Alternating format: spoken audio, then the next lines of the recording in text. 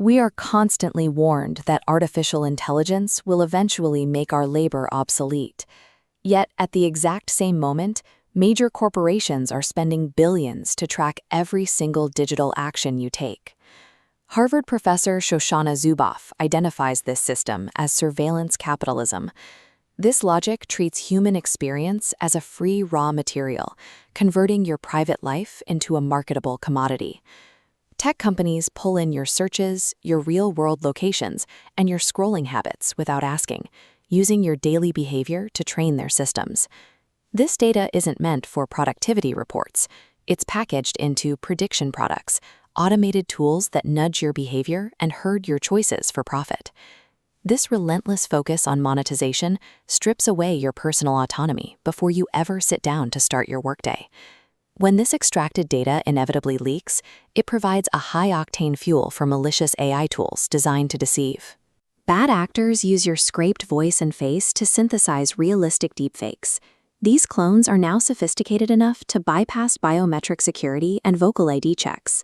One recent attack used a deepfaked CFO on a virtual call to trick an employee into transferring $25 million in corporate funds.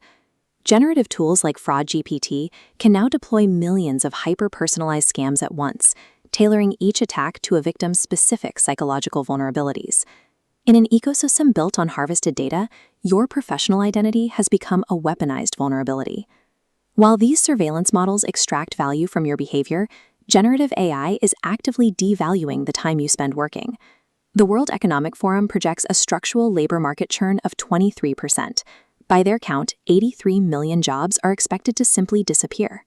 Data from the International Monetary Fund shows the risk is concentrated in advanced economies, where 60% of all roles are exposed to AI disruption. Microeconomic modeling from BCG suggests within 3 years, 50 to 55% of the workforce will see jobs materially reshaped. Roles facing direct substitution are defined by structured, repeatable processes. If a job involves routine information processing, the algorithm takes over. For workers whose output depends entirely on these routine tasks, the economic value of their labor is effectively collapsing. There is a distinction between jobs being replaced and jobs being augmented. Automating a specific task doesn't always lead to a layoff. In amplified roles, human workers stay on the payroll, but the expectations for their output volumes skyrocket as the machines handle the baseline work. This matrix plots the divide.